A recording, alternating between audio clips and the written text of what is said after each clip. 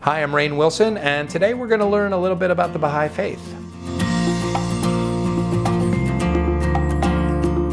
Back in 2015, when I was on a solo backpacking trip around India, I found myself at this beautiful white temple in Delhi that looks something like the Sydney Opera House in the shape of a flower.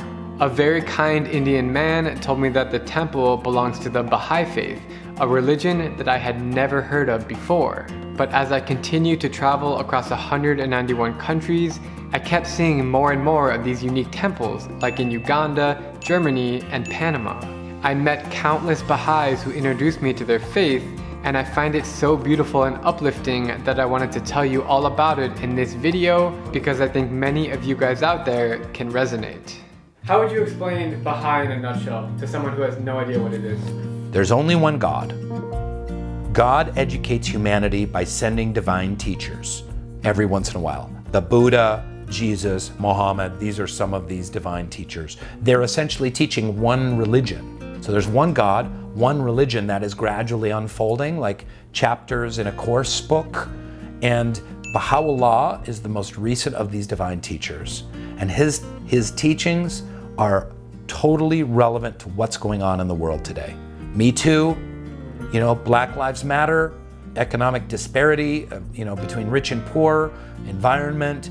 There's a quote that says, to be a Baha'i means to love the world, to love humanity and try to serve it, to work for universal peace and universal brotherhood. So service is so central to the Baha'i revelation, understanding that all the teachings of the Baha'i faith revolve around the oneness of humanity, this belief in this one God that loves us all, this one progressive religion, and this one human family. So the Baha'i faith is all about ridding the world of all our prejudices like racism, sexism, nationalism, and religious prejudice, and understanding the true oneness that humanity is one human family.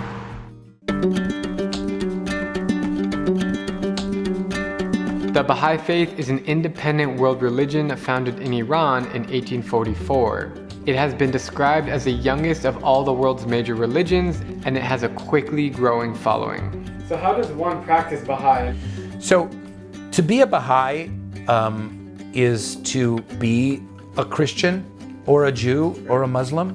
The way I like to say it is this: I'm a Jew as long as I can also be a Christian. I'm a Christian as long as I can also be a Muslim. And I'm a Muslim as long as I can also be a Baha'i. I love it. And I'm a Hindu and a Buddhist too along the way. So to practice being a Baha'i, it's really pretty simple. We read some writings in the morning and the evening. Plus 95 Allahu Akbar. Allahu Akbar is God is most glorious, and we say that 95 times a day. Allahu Akbar, Allahu Akbar, Allahu Akbar, Allahu Akbar, Allahu Akbar. That's part of our kind of daily ritual. We say a prayer between noon and sunset. The Muslims bow 5 times a day to Mecca. The Baha'is just say one very short prayer. I bear witness, O my God, that thou hast created me to know thee and to worship thee. I testify at this moment to my powerlessness and to thy might, to my poverty and to thy wealth, that there is none other God but thee, the help in peril, the self-subsisting. That's it. That's all? That's it. Morning and night? No, just between noon and sunset. What is the text of the Baha'i? So obviously we have the Bible and the Torah and the Quran. What is it called in Baha'i faith? So our most holy book is called the Kitab-i-Aqdas. And now with the Baha'i faith, it's not like we were just given one book. We have many books. So we don't limit ourselves to just reading and studying one. We have thousands of prayers and thousands of texts. How many Baha'is can we find in the world? About officially maybe 6 or 7 million, but unofficially there's probably closer to 10. In fact, Baha'i is considered to be the second most widespread religion in the world, as there are members in 236 unique countries and territories. What I really love about the Baha'i temples is that every one of them is open to every human being, regardless of race, religion, gender. It's open to all, and that is such a beautiful thing. So you grew up Jewish. I did. When did you become interested in Baha'i and convert? I guess, do you call it convert? We call it declare. And because what you don't do with Baha'i is you don't abandon your religion. So like, for example, I was raised Jewish. I'm not saying that Judaism is wrong. In fact, I'm saying Judaism is right, and I'm a Baha'i. What does being a Baha'i mean to you? One thing that it means to me is that world peace, it's not just a what if or a possibility, it is inevitable. And it will happen one day, and as a Baha'i, it is my job to have hope and do what I can to serve and bring about this oneness. To be a Baha'i really just means to be of service to humanity. So Baha'is, wherever you go around the world, are trying to make the world a better place. As a Baha'i, we see everything as reflecting God, all of God's creation, every living thing. And we are the caretakers. As humans, we're the highest created thing. We are higher than animals, we are higher than plants, and we're in charge of the world. And so we must love animals not less because we're higher than them, but more so because the animals can't defend themselves. We, as you know, are the greatest predator on earth. And instead of being the greatest predator, we should be loving and kind to all the animals. Being a Baha'i, it comforts me, it provides solace and hope. It confirms me and what I do and what I love to do, and it shines light on the path I need to take and what I need to do to get there. We definitely need to work to be more internationally cooperative. Right. And the more that we can have treaties and cooperation and love and trust built up between countries, then that more that war can be put on the back burner. As you've already heard me say a million times, my single biggest realization from visiting almost every country in the world is that every human being is the same. After learning that this is also the core belief of the Baha'i faith, I am looking forward to reading and learning more about it on my spiritual journey around the world. Thank you guys so much for watching. I hope you learned a thing or two, and please comment below with your thoughts. Have an awesome day, and I will see you later.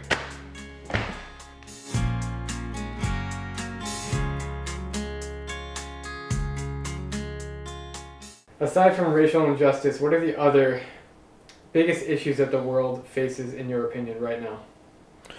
The biggest issue for me on the plate of the world right now is climate change, because we have to take steps now. It is so urgent that we have to take steps to reduce carbon emissions, to not have our children and grandchildren living in hell, where there's hundreds of millions of climate refugees, which will, throw any kind of economic progress the world is making into complete disarray. But this is the thing. I think gender equity is super important in the Baha'i writings and in the world. Universal education is super important in both in the Baha'i writings and in the world. And the elimination of extremes of wealth and poverty is a really important teaching in the Baha'i faith as well. Mm-hmm.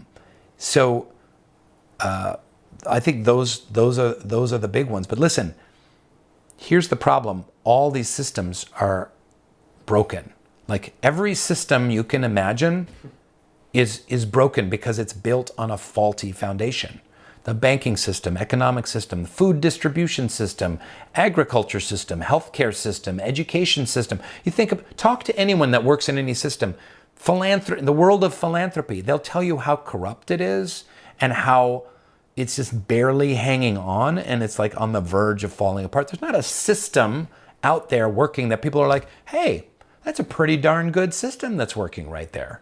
The reason is because of greed. It's built on greed, and it's not built on a foundation of spiritual truths, right, which is we are beautiful children of the divine. We need to love one another. We need to connect hearts. We need to be in service to one another, following in the footsteps of Jesus and in Muhammad and the Buddha, and build our systems based on mutual trust, cooperation, love. It sounds like hippy-dippy, kind of airy-fairy, pie-in-the-sky, naive dreams. But if we want to make a better world, that's where we have to put our focus. We live, all of us, in what will be known in the future as the Baha'i era.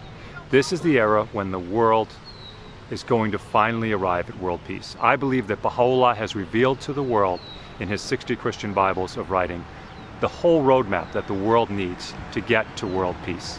And I would ask you to read his writings for yourself. Baha'u'llah said that everyone should investigate truth for themselves. I would encourage everybody to investigate his writings, his faith, and decide if you like it. Now, alternatively, if you have a better answer, if you know the way to world peace, pursue it and work side by side with us.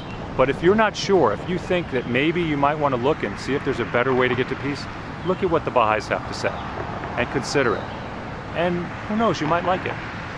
Great. Thank you so much. I'm Drew Binsky, and if you like my travel videos, please click subscribe and join me as I plan to visit every country in the world.